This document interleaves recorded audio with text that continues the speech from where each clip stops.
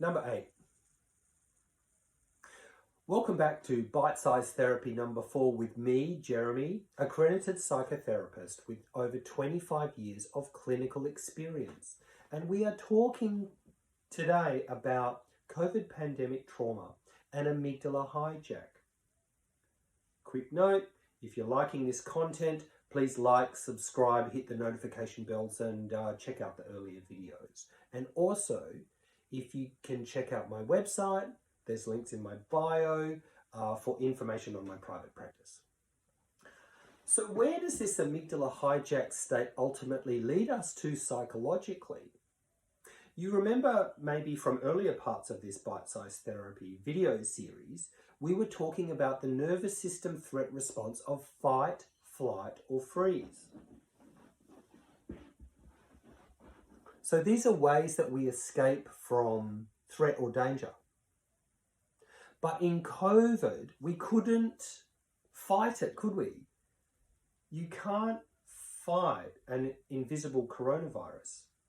And we couldn't run away from it, partially as a result of so many lockdowns and quarantines.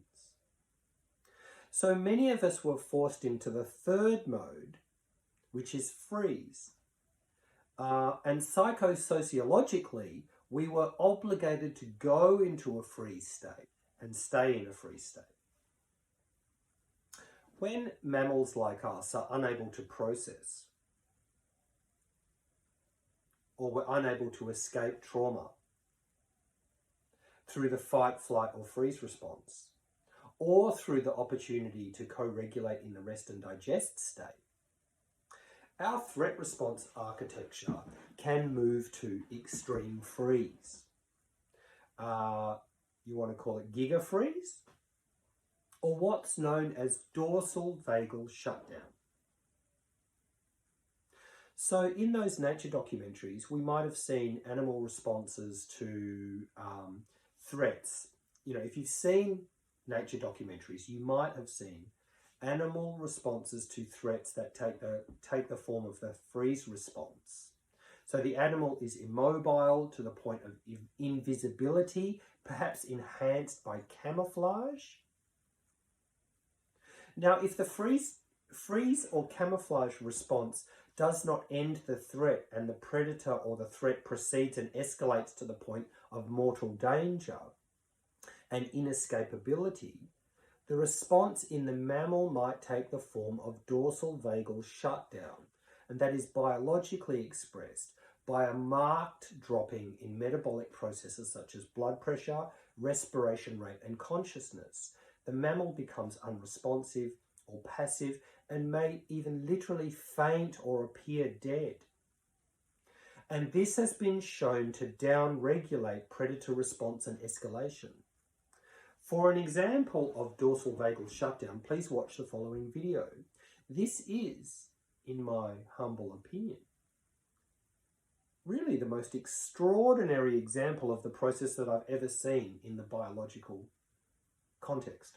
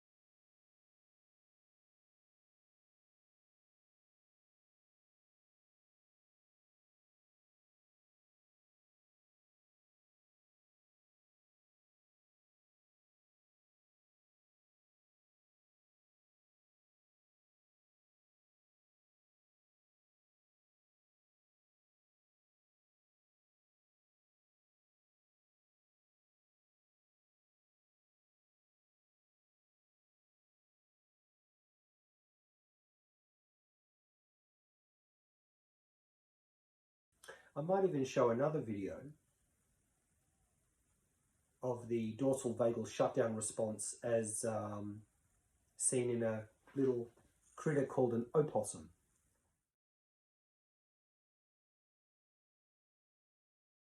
This tactic is of little use, especially since the opossum can't run fast enough to hide very far away.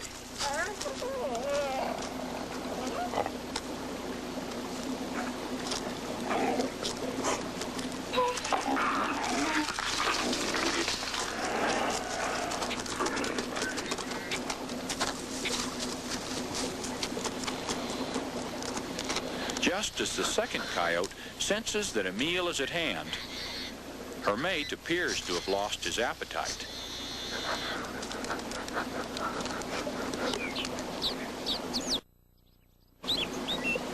Most predators need the stimulation of resistance to incite them to kill, and the act of killing to induce them to eat.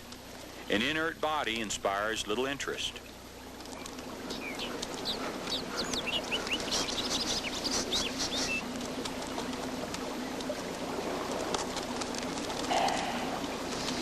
But the possum is still breathing, and in fact, it's only playing dead, playing possum. Biding time until the threat of danger is past. It's not just consciously putting on a good act, however. It actually goes into a state similar to shock, a condition known as thanatosis.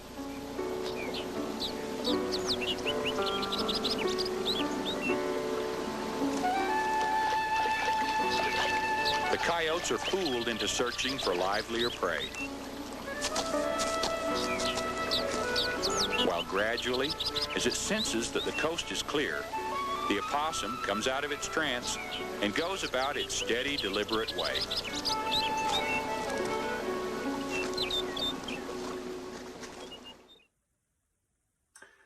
By the way, that shaking response that you saw at the end of the impala video may be an involuntary somatic recovery process to reboot the nervous system after dorsal vagal shutdown. Somatic psychotherapy and trauma therapy for such conditions as post-traumatic stress disorder in humans often includes movement-based therapies, otherwise known as somatic therapies, which include vigorous shaking, vigorous physical activity, yoga, dancing, exercising. Even I've heard recently about a process called pandiculation, which is it's a therapeutic stretching process, a little bit like what you do when you first get up in the morning and you stretch like that. Or you see a dog or a cat when they wake up from a nap and they do that big all-body stretch. That's a somatic process that wakes up the nervous system.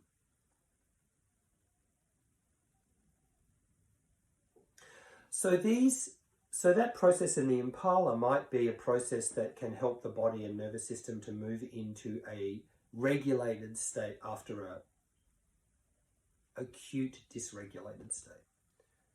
And by the way, for a widely available visual example of the dorsal vagal state, albeit in a micro form, in humans, we need to go no further than those roller coaster epic fail reveals.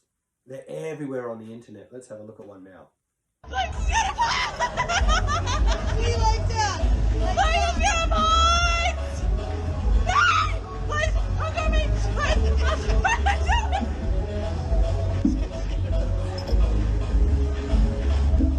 Please, I'm terrified! Please don't do this!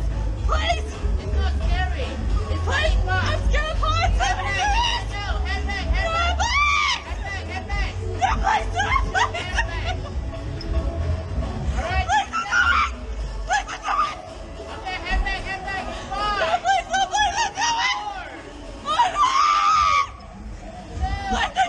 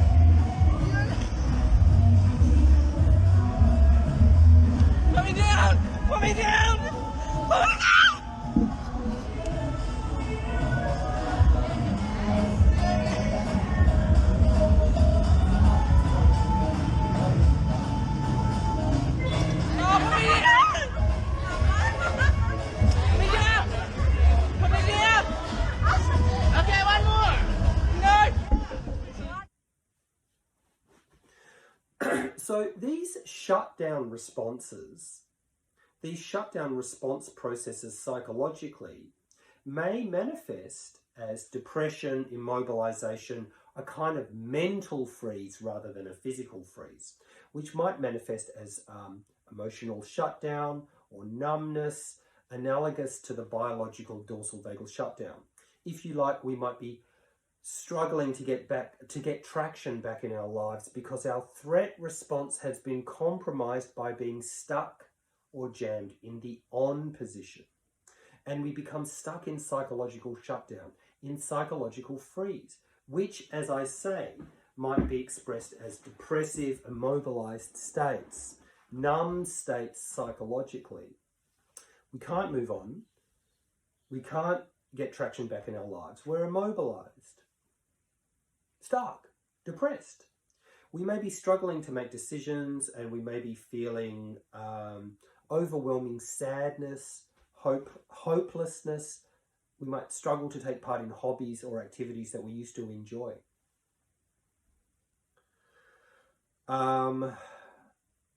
We might reject or limit social opportunities. We might feel or be less productive. Self-medication through alcohol, drugs, addictive technologies, or gambling might be more of a part of our lives.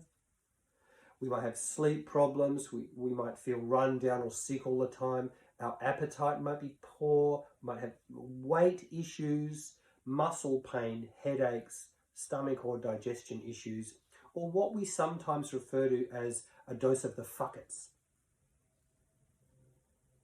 Once again, there can be other causative factors for these depressive symptoms, but I'm suggesting that all of the above issues and more can be influenced by too much stress response for too long in the hypoarousal or freeze state, or the numb state, if you will.